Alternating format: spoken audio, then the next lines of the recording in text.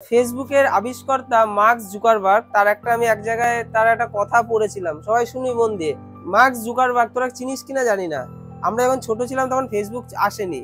আমরা যখন একটু তোদের মতো বয়স বা তার থেকে একটু বড় হয়েছি তারপরে ফেসবুক এসেছিল। এবং ফেসবুক যে আবিষ্কার করেছিল তার বয়স খুব বেশি ছিল না, একদম ইয়ং। তো তাকে প্রশ্ন করা হয়েছিল যে তুমি একই কালারের কেন জামা প্যান্ট পরো। তার উত্তর ছিল যে লাইফটা খুব ছোট, অনেক কাজ করতে হবে, প্রত্যেকটা মুহূর্ত গুরুত্বপূর্ণ। তাই আমি কাজে বেরোবো, আজকে আমি এই গেঞ্জিটা পরেছি, কালকে ওই জামাটা পরবো, পরশুদিন কোনটা পরলে ভালো হয়, এই যে ভাবতে যাব না, আমার সময় নষ্ট হবে। পরার পর আয়নার সামনে যাব, এটা ভালো লাগছে না, যে অফিসে যাব আমার সব স্টাফরা রয়েছে কেমন লাগবে, আবার ওইটা পরি। তো আমি যাতে স্টেবল থাকতে পারি তাই আমি ওই একটা কালারই চুজ করেছি, ওই কালারটাও ভালো লাগে। আমার সমস্ত জামা ওই একই কোম্পানি থেকে আসে, একই জামা একই, আমাকে ভাবতেই তো হয় না। আমি যখনই বেরোবো ওই একই কালারের গেঞ্জি পরলাম, বেরিয়ে পড়লাম, ব্যাস। শপিং মলে গিয়ে আমাকে চুজ করতে হচ্ছে না, এই কালারটা ভালো, আমাকে কাউকে দেখাতে হচ্ছে না দেখ এটা ভালো। এই সময়টা আমি খরচ করছি না বলে সে আজকে ফেসবুক আবিষ্কার করেছে, এবং সে মরে যাওয়ার পরেও, পৃথিবী ছেড়ে চলে যাওয়ার পরেও তাকে সবাই চিনবে। হ্যাঁ, আজ থেকে 100 বছর পরবর্তী জেনারেশন যারা আসবে তারা কিন্তু, তাদেরকে প্রশ্ন করা হবে চাকরি পরীক্ষার সময় ফেসবুকের আবিষ্কার থাকে, তখন তার নামটা উচ্চারণ হবে। কেন হবে বলতো? তারা আর 5টা মানুষের থেকে আলাদা, তারা আমাদের মতো নয়, তারা তাদের প্রত্যেকটা সময়ের মূল্য দেয়। সময় নেই ওই রাধা বাজারে গিয়ে আমি এখন প্রত্যেকটা দোকান ঘুরে ঘুরে কোন কালারটা আমার মা মাসি বলবে, শপিং মলে কোনটা ভালো লাগছে, সময় নেই। আমার গায়ের সাইজ আমি জেনে গেছি, আমি এই এক কালারের কাপড়ই পরবো, এই গেঞ্জিটাই আমি পরবো। গান্ধীজি আমাদের দেশ স্বাধীন করেছে না, সাদা কাপড়, একই কাপড়, তাকেও ভাবতে হয়নি বাজারে গিয়ে আজকে কোন কাপড়টা পরে আমি বেরোবো, আমার সাথে অনেক লোক আন্দোলনে বেরোবে, ভাবতে হয়েছে? ওই এক সাদা কাপড় পরে, সে তো ভিখারি নয়, সে তো একজন ব্যারিস্টার রে, সে তো উকিল। আমরা তার মতো শিক্ষিত এখনো কেউ হয়নি। তো সেই লোকটা একটা সাদা ধুতি পরে বেরোচ্ছে, তাকেও কাপড় চুজ করতে হয়নি, তাই সে সেই টাইমটা ইনভেস্ট করতে পেরেছে, দেশ স্বাধীন হয়েছে। আমরা সন্ন্যাসী মহারাজদের দেখি না, তাদেরও একই কাপড়, গেরুয়া পোশাক। বিভিন্ন বড় বড় মন্ত্রী দেখবি একই পোশাক, সাদা পোশাক। তারা কিন্তু পোশাক নিয়ে ঠিক আমাদের মতো করে না। কেন করে না? কারণ তাদের প্রত্যেকটা মুহূর্তের দাম আছে, তাই তাদেরকে সারা দেশবাসী, বিশ্বের লোক চেনে। তো স্যার, তাহলে কি আমরা এখন তাই করব? আমাদের একটাই জামা হবে, কি সুন্দর লাগছে দেখতে। আচ্ছা, ঘুরে যাও। আমি যেটা বলছি সেটা হচ্ছে, আমরা পড়তে বেরোবো, হ্যাঁ, তো পড়তে বেরোনোর সময় আমার যদি টি শার্টটা আমার রেডি থাকে, আমার সময় নষ্ট হবে? আমি আজকে এটা পরে আয়নার সামনে গেলাম, আমাকে আর 10 মিনিটের মধ্যে যেতে হবে, নাহলে স্যার আমাকে 15 বার কান্দ উদ্বাস করাবে। আমার ওই গেঞ্জি জামা চুজ করতে করতে সময় নষ্ট হবে। পরলাম, মা বললে এটা নোংরা, এটা গন্ধ, আমি ধুয়ে দেবো। তো সেই জন্য একটা ড্রেস কোড থাকা উচিত। আমাদের লাইফস্টাইলে যদি একটাই ড্রেস থাকে তাহলে তো ভালো, সেটা সম্ভব নয়। আমরা সংসার জীবনে থাকি, আমরা এখনো সেই স্বপ্ন আমরা দেখিনি। অন্তত আমরা স্কুল, প্রাইভেট টিউশনে পড়ার সময় যদি একটা জিনিস যেটা নিয়ে আমাকে ভাবতে হচ্ছে না, সেটা খুব ভালো হয়। আর সবাই এক কালারে পরে আসো, আমি তো সেই রকম কোনো কিছু ইয়ে করিনি যে চুলটাকে এরকম করে বাঁধতে হবে, এখানে এটা পরা যাবে না, ওইগুলোতে কোনো বাধা নেই। সুন্দর একটা প্যান্টও পরে আসবি, শুধু টি শার্ট একটা দিয়েছি, জাস্ট সবার এক হবে, আমাদের বিদ্যানিকেতনের পরিচিতি চারিদিকে ছড়াবে। সবাই, তোরা দুজন যখন বা দুই বান্ধবী যখন ফিরবি পাড়া থেকে, পাড়ায় ঢুকবি, তখন তোদের দিকে তাকাবে, যে বলবে এরা কোন ইংলিশ মিডিয়াম স্কুল থেকে পড়ে আসলো বা কোথা থেকে আসলো।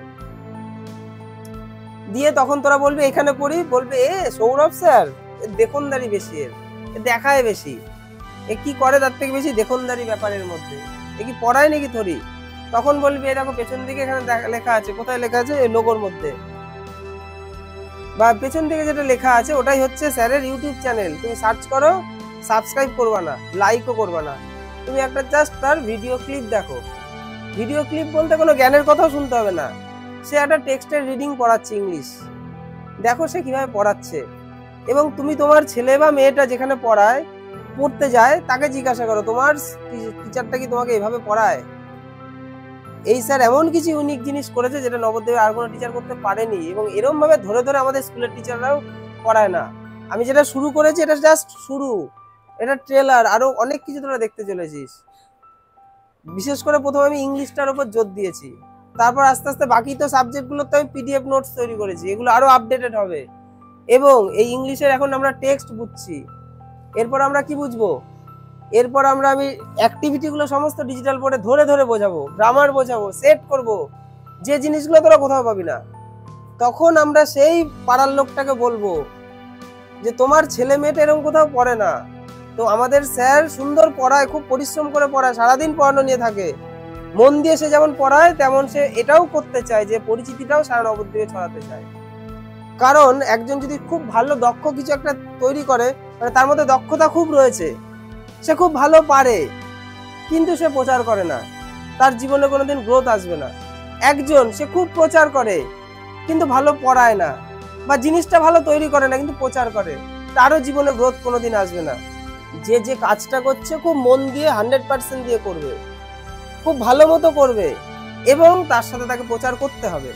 এই দুটোর কম্বিনেশনে একটা মানুষ সাকসেসফুল হয়। আমি পরিশ্রম প্লাস প্রচার করছি, এই জন্য আমি জোর গলায় বলতে পারি এই কথাটা।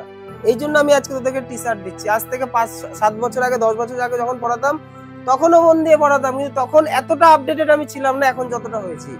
আগামী 5 বছর পর দেখবি আমি আরো কতটা আপডেট হই, যতটা আমি আজকে নেই। সময়ের সাথে সাথে পরিবর্তন আমাদের হতে হবে এবং নিজেদের কাজে সবাইকে মন দিতে হবে। আমি আমার কাজটা খুব মন দিয়ে করি, খুব মন দিয়ে ভালোবেসে পড়াই।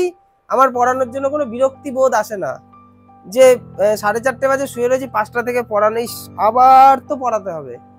এই বোরিং ব্যাপার, এই ফিলিংসটা আমার মধ্যে আসেই না। আমি এই কথাগুলো কেন বলছি, আমি সবাইকে কিন্তু মোটিভেট করছি না যে প্রাইভেট টিউটর তোরা হবি না। আমি এটাই বলতে চাইছি, তোরা লাইফে যেটাই করতে চাস সেটার প্রতি যেন ভালোবাসা সবার থাকে। আমি কিন্তু সকালে পড়িয়ে উঠি, আমি এটা ভাবি না যে আবার বিকেলে পড়ারে, বন্ধুর সাথে ঘুরতে যেতে পারবো না। আমার মজা হয়, আমি আবার পড়াতে পারবো, কি মজা। এই ফিলিংসটাই আমার একটা গোটা দিন কখন কেটে যায়। এবং নিজেকে কিন্তু আমি আপডেট করে চলেছি। আমি পড়েছি সেই আজ থেকে 15-20 বছর আগে পড়েছি, যখন যে ক্লাস তোদেরকে পড়াচ্ছি এগুলো 10-15 বছর 20 বছর আগে পড়ার জিনিস, কিন্তু তোদেরকে পড়ানোর আগে আমি যেটা পড়াবো সেটা কিন্তু আমিও একবার স্টাডি করি। ওই আমার ওই জ্ঞান নিয়ে না যে আমার সেই তো জ্ঞান আছে, আমি সব জ্ঞানী, বিশ্বজ্ঞানী না। আমি মনে করি আমরা যতদিন বাঁচবো, যতদিন পড়বো, ততদিন শিখবো, শেখার শেষ নেই। যেটাই আমি কাউকে শেখাবো সেটা আমি সবার আগে ভালো করে শিখবো, তারপর শেখাবো। আমি সেটাই তোদেরকে করি। তাই আমি মনে করি আমি যখন এত পরিশ্রম করি সারাটা দিন, তাই আমাদের এই জায়গাটার পরিচিতি ছড়ানো উচিত। আমি যে পরিমাণ পরিশ্রম করি সেই পরিমাণ মূল্য সবার থেকে নিই না।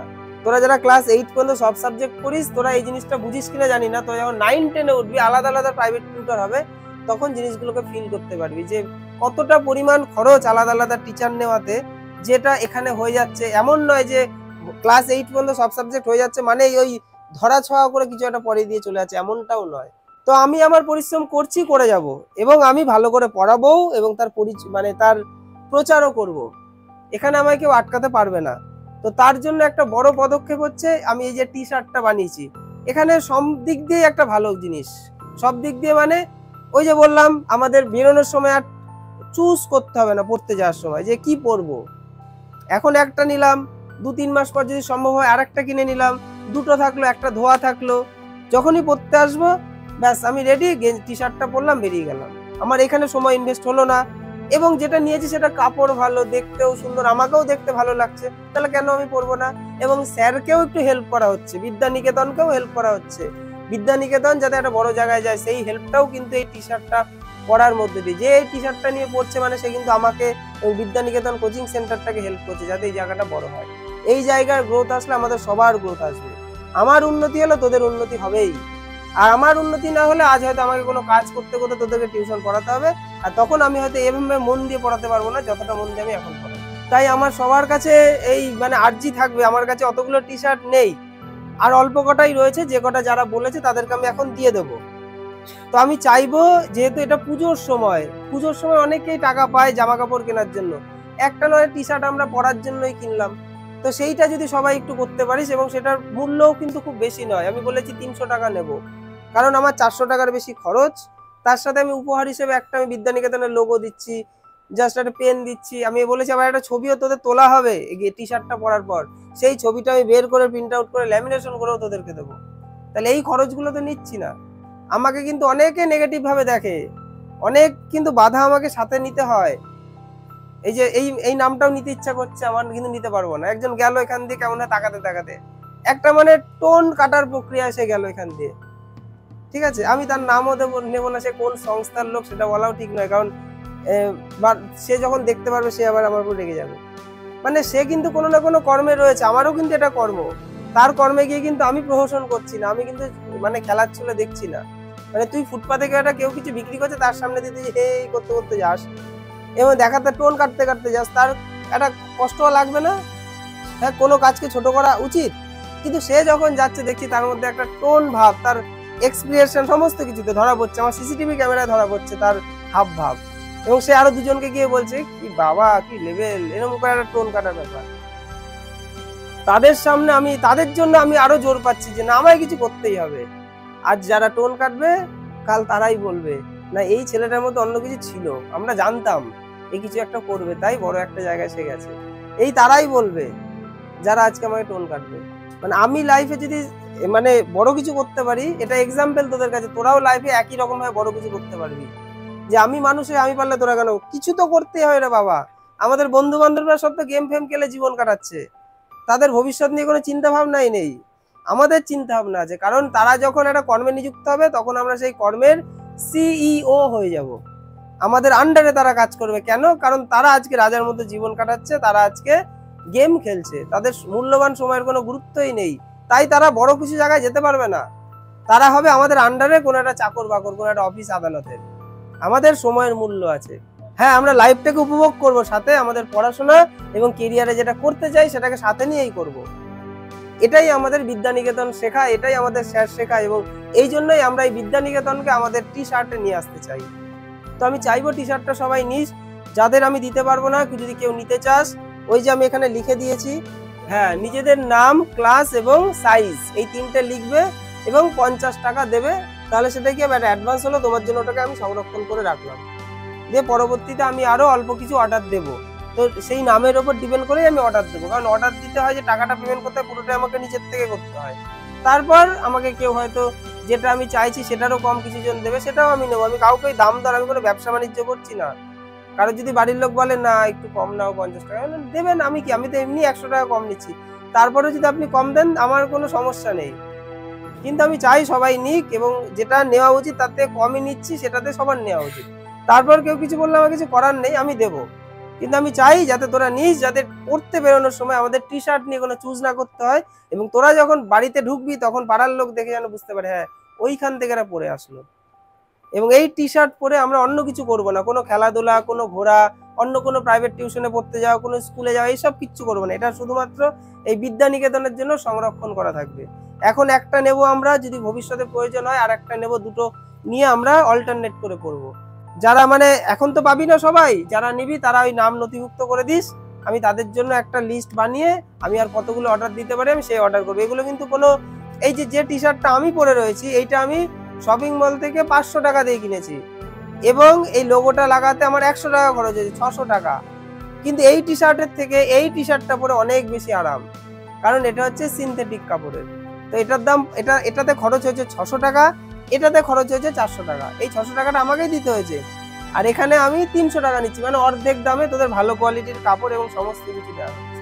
এত কিছু বলার অর্থ একই, যে আমার রিকোয়েস্ট থাকবে সবাই নিস, তাহলে আমাদের জায়গাটার একটু পরিচিতি সব জায়গায় ছড়াবে, এটা তোদের কর্তব্য। তো বাড়িতে তোরা যদি বলিস তবেই তারা চেষ্টা করবে, বেশি তো দাম নয়, ঠিক আছে? কারোর যদি খুব ইচ্ছা, বাড়ির লোকেরও দেওয়ার ইচ্ছা যে আমি 2 সপ্তাহ পর টাকা দিয়ে দেবো স্যারকে, ঠিক আছে, তার নামটাও আমি নেবো, সে যদি 2 সপ্তাহ পর দেয়, কিন্তু আমি চাইছি সবাই নিক। ঠিক আছে, তোমরা কেমন কি হলো?